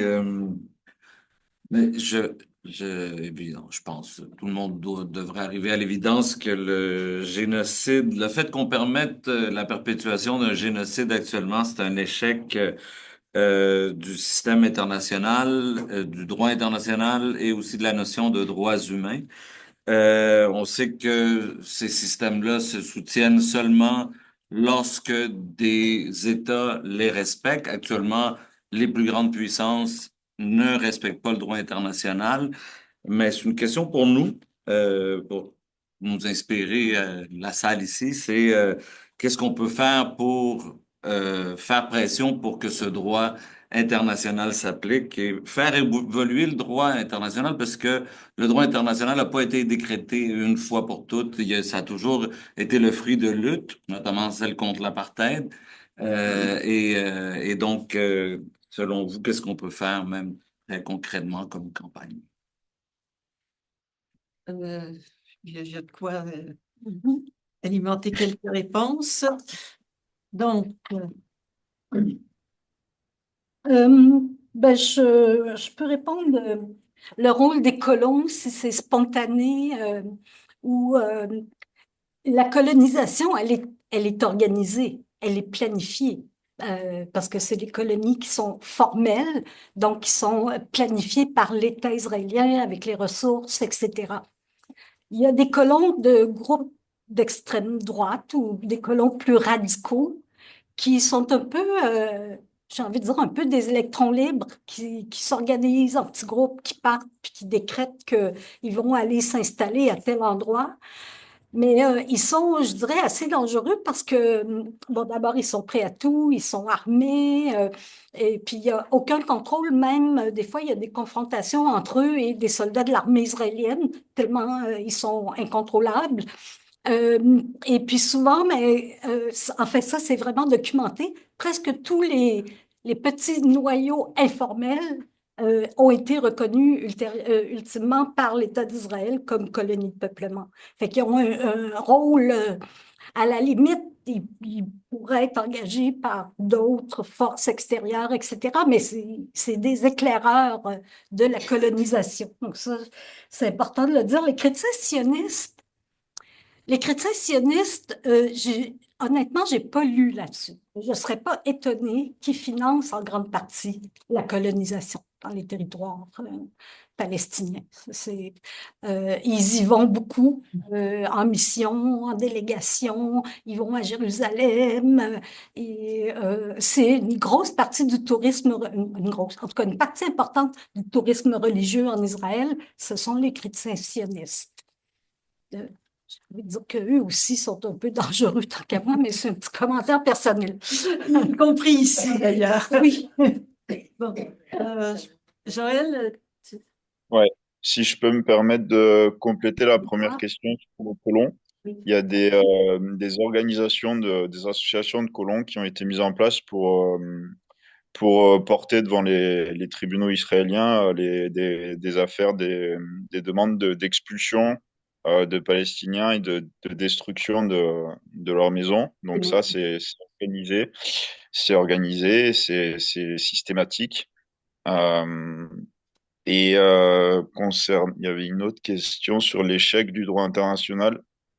Oui, alors les États sont les principaux sujets de droit international. Donc oui, l'application du droit international dépend essentiellement d'eux, mais pas que. Les citoyens peuvent notamment en suivant l'appel au boycott.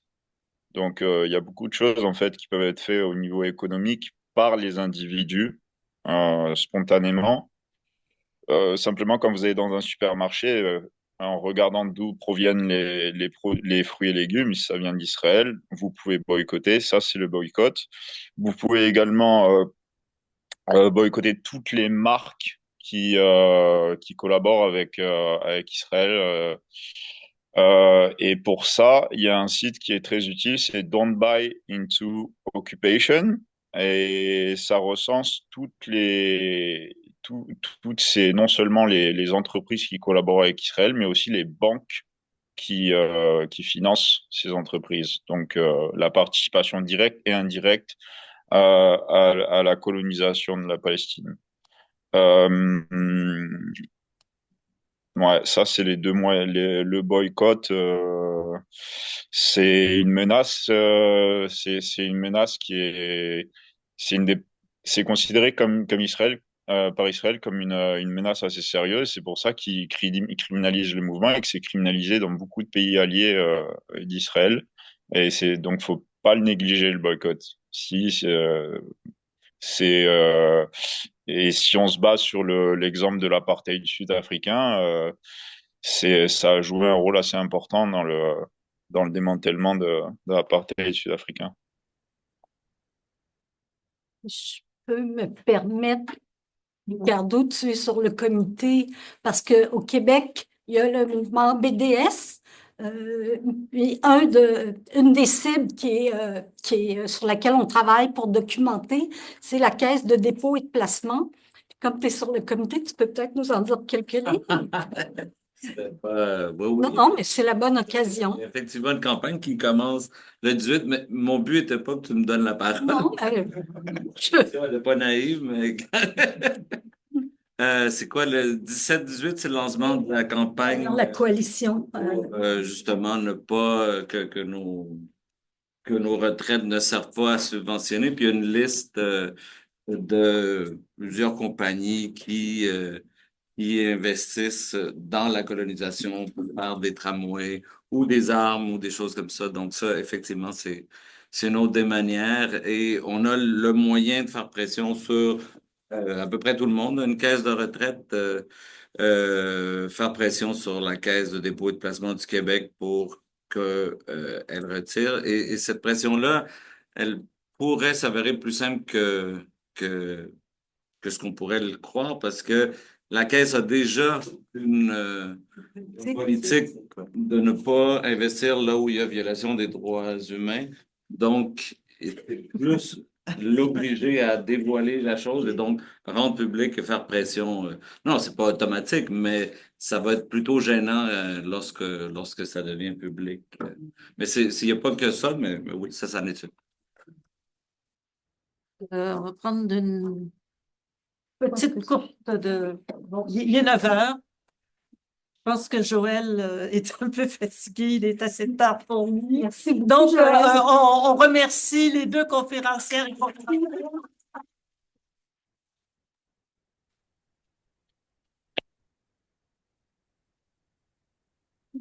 Joël,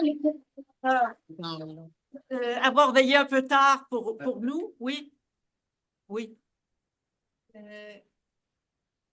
Pour vous accueillir ici, c'est pas conditionnel à votre participation. Mais je vous rappelle que la coalition est une coalition ad hoc sans ressources autres que la contribution des sympathisants et des personnes qui appuient la lutte contre les inégalités qui sont en train de. Donc, si vous avez envie de faire un don, vous venez me voir avant. Je vous rappelle aussi que vous pouvez vous impliquer dans les activités de la coalition, dont la campagne contre la caisse de dépôt, mais aussi l'organisation de manifs, de trucs comme ça. Donc, si vous voulez vous impliquer, vous pouvez laisser aussi votre nom à Martine. Ça nous fera plaisir de vous trouver des tâches à faire en solidarité avec le peuple palestinien. Alors, merci. J'espère qu'on vous verra en ligne ou en personne pour la prochaine conférence qui est le 2 avril. C'est toujours à la même place, c'est comme la TV, même heure, même avant qu'elle soit à la carte. Donc, merci beaucoup et à une prochaine. Merci. Merci, au revoir.